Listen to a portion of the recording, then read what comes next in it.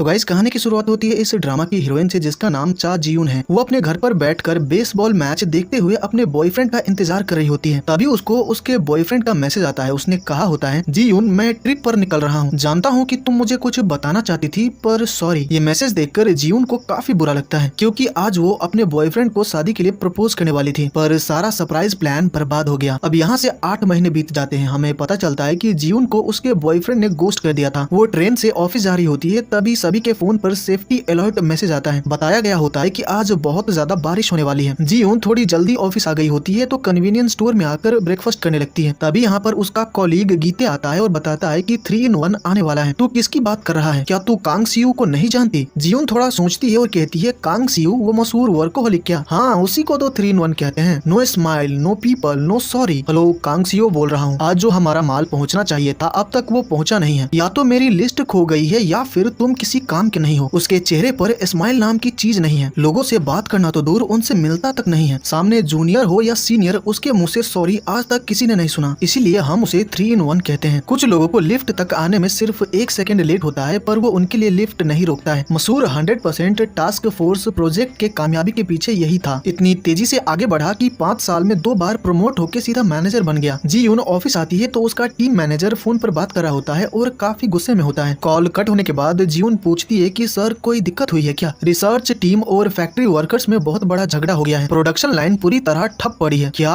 पर क्यों? मैं भी यही जानना चाहता हूँ। अभी टेस्ट प्रोडक्शन चल रहा है और अभी से ही इतनी भसर मच गई है, तो ये बताओ कि आखिर कोई शांति से काम कैसे करे? मैनेजर जीयून से कहता है, तुम फैक्ट्री जाओ और जल्दी से मामला निपटाकर प्रोडक्शन चालू करवाओ। जीयून टाइम कैलकुलेट करती है और बताती है कि सर अगर मैं अभी निकली तो मुझे आने में काफी देर हो जाएगी। साथ ही उसका जाने का मन भी नहीं होता है। एक काम करो, हेलीकॉप्टर से जाओ। हेलीकॉप्टर तो सिर्फ एग्जीक्यूटिव्स के लिए है ना। इमरजेंसी सिचुएशन में छोटे मोटे एम्प्लॉयज भी जा सकते हैं। अगले सीन में हम जीयून को हेलीकॉप्टर में देखते हैं। कोई नहीं, अच्छा है हेलीकॉप्टर में बैठ गई और घर भी जल्दी जाऊंगी। वो आसमान से नीचे का नजारा देखते हुए मजे से जाने लगती है। फिर हमें फैक्ट्री का सीन दिखाया जाता है। इस फैक्ट्री में स्फीयर आइस बन रहा है पर उसकी क्लैरिटी अच्छी नहीं है। रिसर्च टीम चाहती है कि मशीन के कुछ पार्ट्स को बदल के काम फिर से शुरू किया जाए, पर फैक्ट्री के वर्कर्स कह रहे हैं कि ऐसा करने पर वो लोग टाइम पर काम खत्म नहीं कर पाएंगे। इसी बात को लेकर दोनों टीम में लड़ाई हो रही है। तभी यहाँ पर जीयून आती है और सभी को शांत कराती है। वो स्फीयर आइस को चेक करती है जिसकी क्लैरिटी अच्छी नहीं है, पर इस वजह से लॉन्च को नहीं रोक सकते सोचकर जीयून उन सभी से कहती है, ऐसा करते हैं सबसे पहले टेस्ट सैंपल बनाते हैं, फिर धीरे धीरे आइस की क्वालिटी को सुधारने पर काम करेंगे। अभी और भी काफी सारे टेस्ट करने बाकी हैं तो पहले उन्हें कर लेते हैं। अब चाहे जो भी हो लॉन्च तो करना ही है। तभी यहाँ पर कांग सियू आता है और कहता है, बाद में क्यों करे, अभी क्यों नहीं? हम प्रोडक्शन के बाद क्वालिटी क्यों सुधारे? जीयून सोचने लगती है कि ये बंदा कौन है। वो कहती है, क्योंकि अगर लॉन्च में देरी हुई तो हमारे कॉम्पिटिटर्स हमसे आगे निकल जाएंगे और अगर वही कॉम्पिटिटर्स हमसे बेहतर आइस क्वालिटी लेकर आ गए तो फिर भी ये रेस तो हम ही जीतेंगे ना। अगर डेवलपमेंट में ही अटके रहे तो दोनों तरफ से हार पक्की है। दोनों तरफ से जीतने के बारे में क्यों नहीं सोचती? रिस्क को पहले से ही भाप लेना और वक्त रहते ही बैकअप प्लान बनाना। मुझे कंपनी ने इसी काम के लिए हायर किया था। कांग सियू जीयून का आईडी देखकर कहता है, मिस जीयून क्या आप हमेशा इसी तरह काम करती हैं? आप क्या कहना चाहते हैं? बैकअप प्लान तुरुम का इक्का है जो बाजी हारने से पहले फेंका जाता है। शुरुआत से ही हारने की तैयारी कर रही हो, ये बिल्कुल पसंद नहीं है मुझे ये तो नहीं पता कि आप कौन है, पर लगता है कि काफी आदर्शवादी हो। मैं कांग सियू हूँ। वो कौन है जानकर जीयून शॉक्ड रह जाती है। रिसर्च टीम कहती है, हमने सुना था कि आप आने वाले हैं पर आप यहाँ पर कैसे? काम समझना हो तो फील्ड पर आना ही पड़ता है। मैं बस एक नजर देखकर निकल जाऊंगा बोलकर वो जाने लगता है। अब हम क्या करें? इसमें पूछना क्या, प्रोडक्शन रोक दो। तभी जीयून कहती है, आइस स्पाइक्स बना लो। ये सुनकर कांग सियू रुक जाता है। आइसिकल्स में तो क्लैरिटी होती है तो हम वैसा नहीं बना सकते क्या? ये आइडिया रिसर्च टीम और वर्कर्स दोनों को पसंद आता है, पर कंपनी से मंजूरी मिलने के बाद ही वो लोग इस पर काम कर सकते हैं। जब वापस जाने के लिए जीयून हेलीकॉप्टर में बैठती है तो पायलट बताता है कि एक और पैसेंजर हमारे साथ जाने वाला है और वो और कोई नहीं बल्कि कांग सियू होता है। जीयून उसको अपना फॉर्मल इंट्रोडक्शन देती है, साथ ही माफी भी मांगती है उसको ना पहचान पाने के लिए। आज का मौसम बहुत खराब होता है तो हेलीकॉप्टर में थोड़ी सी टर्बुलेंस आती है जिससे जीयून बहुत डर जाती है और खुद को बचाने के लिए कांग सियू के गोद में अपना सिर रख लेती है। पायलट बताता है कि सब कुछ ठीक है, आपको डरने की जरूरत नहीं है। तो जीयून उठकर बैठ जाती है और काफी एम्बैरेसिंग फील करने लगती है कि तभी वो कांग सियू के सामने उल्टी भी कर देती है। जब वो ऑफिस आती है तो मैनेजर गुस्से में कहता है, मैंने तुम्हें वहाँ झगड़ा सुलझाने के लिए भेजा था पर तुम तो काम ही बंद करवा के आ गई। मैनेजर अपनी टीम के सभी लोगों से कहता है, कल सुबह तक इसका कोई सोल्यूशन तैयार करके मेरे सामने प्रेजेंट करो, समझ गए ना? तो सभी लोग अपने अपने काम पर लग जाते हैं। जीयून हमेशा 6 बजे तक अपना काम खत्म कर लेती है और घर चली जाती है। आज भी वो 6 बजे काम खत्म करके घर के लिए निकल जाती है। तो उसके सभी कॉलीग्स सोचने लगते हैं कि वो हर रोज अपना काम टाइम पर खत्म करके जाती कहाँ है। फिर हमें दिखाया जाता है कि वो कहीं नहीं जाती है, सीधा अपने घर आती है और चिल करती है। वो अपनी फ्रेंड को वीडियो कॉल करके आज जो कुछ भी हुआ उसको सब कुछ बताती है। इन दोनों की बातों से हमें पता चलता है कि जी यून अपने एक्स बॉयफ्रेंड गायुल को अब तक ढूंढ रही है। पिछली बार जब वो ट्रिप के लिए निकला था तब से ही वो गायुल को कांटेक्ट नहीं कर पा रही है। साल 2013 में जीउन ने पहली बार गायुल को देखा था। वो पियानो बजा रहा था और साथ ही गाना भी गा रहा था। उस वक्त दोनों कॉलेज में थे। गायुल का एक म्यूजिक बैंड था तो जीउन उसके बैंड को ज्वाइन करने आई थी। गायुल के पूछने पर उसने बताया था कि वो ड्रम्स बजाती है, जो कि गायुल को काफी कूल लगा था। गायुल के साथ रहते रहते जीउन को उससे प्यार हो गया था। 2 साल बाद साल 2015 में जीउन ने अपनी फीलिंग्स कन्फेस करने का सोचा था, पर उसी दिन गायुल ने बताया था कि वो अगले हफ्ते आर्मी में जाने वाला है, जो जानने के बाद जीउन ने खुद को रोक लिया था। 2 साल बाद जब गायुल मिलिट्री सर्विस पूरा करके वापस आया था तो जीउन ने उसका फ्यूचर प्लान पूछा था, तो उसने कहा था कि वो ऑस्ट्रेलिया जाएगा और वहाँ नेचर के बीचों बीच दिल खोलकर म्यूजिक बनाएगा, जो जानने के बाद जीउन ने फिर से कन्फेस नहीं किया था। फिर 4 साल बाद 2021 में दोनों की फिर से मुलाकात हुई थी और इस बार गायुल ने जीउन को प्रपोज किया था क्योंकि वो भी उसको लाइक करता था, जिसके बाद दोनों डेट करने लगे थे। चलो अब प्रेजेंट में आते हैं। जीउन को अब प्यार से नफरत है, क्योंकि उसके हिसाब से जब लोग प्यार में पड़ जाते हैं तो लगने लगता है कि हर चीज मुमकिन है। उधर कांग सियू उन सभी एम्प्लॉइज के डिटेल्स देख रहा होता है जिनके साथ वो काम करने वाला है। जब उसके सामने जीउन के डिटेल्स आते हैं तो वो काफी सोच में पड़ जाता है। अगले दिन वो ऑफिस आता है और प्रोडक्ट प्लानिंग टीम 2 के सभी लोगों को बताता है कि वो उनका नया मैनेजर है। जीउन ये देखकर मन में कहती है, मेरे सामने जो टीम काम करती है उसका मैनेजर इसे ही होना था। कांग सियू कहता है, मुझे आप सभी के नाम और काम मालूम है, तो सीधा मुद्दे पर आते हैं। आज से हमारी सारी बातचीत तो कॉर्पोरेट मैसेंजर पर होगी और सारी रिपोर्ट्स मुझे ईमेल पर चाहिए। तो चलिए कौन कौन अभी क्या काम कर रहा है उसकी एक लिस्ट बनाइए और मेरे पास भेज दीजिए। फिर सभी अपने अपने काम पर लग जाते हैं। कांग सियू की नजर जीउन पर जाती है तो अपना मुंह छुपा लेती है। लंच टाइम पर जब जीउन अपनी कॉलीग यून के साथ लंच कर रही होती है तभी जीउन को उसकी मॉम का कॉल आता है। वो बताती है कि मैं तुम्हारे ऑफिस के पास ही हूँ, लोकेशन भेज रही हूँ, जल्दी से आ जाओ। जीउन जब उस रेस्टोरेंट में पहुँचती है तो एक बंदा उसको अपना नाम बताता है और कहता है, आप यहाँ पर मुझसे ही मिलने आई हैं। पहले तो वो शॉक रह जाती है, फिर उसको समझ आता है कि उसकी मॉम ने उसको उल्लू बनाया है ताकि यहाँ उसको ब्लाइंड डेट पर ला सके। वो उस बंदे से कहती है, मैं बस एक कॉल करके अभी आई। फिर वो बाहर आ जाती है और अपनी मॉम को कॉल करने लग जाती है, पर वो कॉल उठा ही नहीं रही होती है। तभी कांग सियू इसी रेस्टोरेंट में लंच करने आता है। जीउन रास्ते में खड़ी होती है तो कांग सियू उसको साइड हटने को कहता है। कांग सियू को अचानक अपने पीछे देखकर वो शॉक रह जाती है। उसकी मॉम कॉल नहीं उठाती है तो ना चाहते हुए भी जीउन को उस बंदे के साथ लंच करना पड़ता है और उसके सामने ही कांग सियू बैठकर लंच कर रहा होता है, जिससे जीउन को काफी अजीब लग रहा होता है। साथ ही वो बंदा काफी अजीब बातें भी कर रहा होता है, जो कि जीउन के लिए और ज्यादा एम्बैरेसिंग होता है क्योंकि कांग सियू सब सुन रहा होता है। लंच करने के बाद जब कांग सियू जा रहा होता है तो वो हल्का सा मुस्कुराता है, जो कि जीउन देख लेती है। जीउन उस बंदे को बताती है कि वो अभी फिलहाल डेटिंग नहीं करना चाहती है और उससे माफी मांगती है उसका टाइम वेस्ट करने के लिए। फिर जब जीउन ऑफिस आती है तो उसकी मुलाकात मिस चोई से होती है। मिस चोई उसकी मेंटोर थी जिनको डिजाइनर ऑफ द ईयर का अवार्ड मिला है। मिस चोई जीउन को अपनी शादी का कार्ड देती है। जीउन उनको बधाई देती है और कहती है कि वो पक्का शादी में आएगी। फिर जब वो ऑफिस में जा रही होती है तो एक लड़की उससे कहती है, सुना है आपका बॉयफ्रेंड बहुत प्यारा है। फिर एक बंदा आकर कहता है, सुना है आप शादी कर रही हैं, आपको बधाई हो। जीउन सोच में पड़ जाती है कि आखिर ये सब चल क्या रहा है। तभी गीते आता है और कहता है, सुना है तुम ब्लाइंड डेट पर गई थी, वाह क्या बात है। जीउन गीते को पकड़कर साइड में लाती है और पूछती है कि किसने बताया कि मैं डेट पर गई थी। मैंने कंपनी फोरम पर देखा था। ये देखो सारा चैट बॉक्स इसी बात से भरा पड़ा है, लोग उसके बारे में क्या क्या बातें कर रहे हैं। देखकर वो शॉक रह जाती है। तभी उसको याद आता है कि उस रेस्टोरेंट में कंपनी से सिर्फ कांग सियू ही मौजूद था और जाते वक्त वो मुस्कुरा भी रहा था। तो वो सोचने लगती है कि कहीं उसने ही तो ये बात नहीं फैलाई है। जब कांग सियू कॉफी लेने आता है तो जीउन उसके पास आती है और कहती है, क्या आपने खाना अच्छे से खाया? तो कांग सियू हाँ कहता है। वैसे क्या आपने भी वो अफवाह सुनी है कि मैं लंच टाइम पर ब्लाइंड डेट पर गई थी? अच्छा तो वो ब्लाइंड डेट थी क्या? मुझे ना चाहते हुए भी उस डेट पर जाना पड़ा था, पर मैं उस बंदे से फिर कभी नहीं मिलने वाली हूँ। लेकिन जब ये बात किसी को पता ही नहीं थी तो ये अफवाह उड़ाई किसने? पता नहीं, पर वो मैं नहीं हूँ। वो मन में कहती है, ये नहीं था क्या? ऑफिस में बहुत सारी फेक न्यूज घूमती रहती है तो सोचा आपको ये बात इन्फॉर्म कर दूं। कांग सियू उसके पास मिस चोई के शादी का कार्ड देखता है। जीउन पूछती है, क्या आप शादी में जाओगे? मैं वहाँ जाके क्या करूँगा बोलकर वो चला जाता है। जीउन मन में कहती है, आखिर इसकी दिक्कत क्या है? जीउन अपनी मॉम को कॉल करके बहुत बातें सुनाती है उसको धोखे से ब्लाइंड डेट पर भेजने के लिए। उसकी मॉम चाहती है कि वो कोई अच्छा सा लड़का ढूंढकर शादी कर ले, पर जीउन अभी शादी नहीं करना चाहती है, यहाँ तक कि किसी को डेट भी नहीं करना चाहती। अगले दिन ऑफिस में सभी एग्जीक्यूटिव्स की मीटिंग होती है। प्रोडक्शन का काम रुका पड़ा है, उसके बारे में डिस्कस करने के लिए और उसका सोल्यूशन निकालने के लिए। मैनेजर को बताता है कि उसने एक रिस्पॉन्स प्लान बनाया है और जब वो प्रेजेंटेशन देने लगता है तो जीउन शॉक्ड रह जाती है क्योंकि ये प्लान उसने बनाया था, पर मैनेजर उसका प्लान चुरा कर सारा क्रेडिट ले रहा है कि उसने खुद ये प्लान तैयार किया है। जीउन के एक्सप्रेशन देखकर कांग सियू को अंदाजा लग जाता है की बात क्या है। जीउन को काफी गुस्सा आता है तो वो प्रोजेक्टर को लैपटॉप से डिस्कनेक्ट कर देती है और कहती है सिस्टम में एरर आ गया है तो रिबूट करना पड़ेगा। एग्जीक्यूटिव्स मैनेजर को कंटिन्यू करने को कहते हैं पर बिना विजुअल ऐड के वो कुछ भी समझा नहीं पा रहा होता है तो वो कहता है प्रोजेक्टर चालू होने के बाद ही बात करना सही रहेगा। कांग सीयू मैनेजर से एक सवाल पूछता है कि स्फेयर आइस का मतलब क्या है, उसकी खासियत क्या होती है, पर मैनेजर इस सवाल का जवाब अच्छे से दे नहीं पाता है तो प्रेसिडेंट कांग सीयू से ही पूछती है कि स्फेयर आइस की खासियत क्या है। कांग सीयू कहता है उसकी खूबसूरती। लोग डिजाइनर बैग उसके फंक्शन के लिए नहीं खरीदते बल्कि उसके नायाब होने की वजह से, उसकी डिजाइन की वजह से लेते हैं। हमारे रेफ्रिजरेटर से बना स्फेयर आइस भी ऐसा ही होना चाहिए। वो बस सिर्फ एक बर्फ का गोल टुकड़ा नहीं बल्कि ऐसा लग्जरी प्रोडक्ट होना चाहिए जिसे नई टेक्नोलॉजी से बनाया गया हो। कांग सीयू की सोच जानकर जीउन सरप्राइज्ड रह जाती है। मैनेजर कहता है हमारे मौजूदा टेक्नोलॉजी में ये मुमकिन नहीं है। मिस जीउन, क्या आपको भी यही लगता है? क्या स्फेयर आइस में क्लैरिटी लाने का कोई और तरीका है? कांग सीयू को जीउन का आइस स्पाइक्स वाला आइडिया पसंद आया था तो वो चाहता है कि जीउन सबके सामने अपनी बात रखे, पर जीउन काफी सोचने के बाद कहती है कि कोई तरीका नहीं है। ये सुनकर कांग सीयू काफी डिसअपॉइंट होता है। प्रेसिडेंट कांग सीयू से पूछती है कि अब हम आगे क्या करें। मुझे लगता है कि हमें इस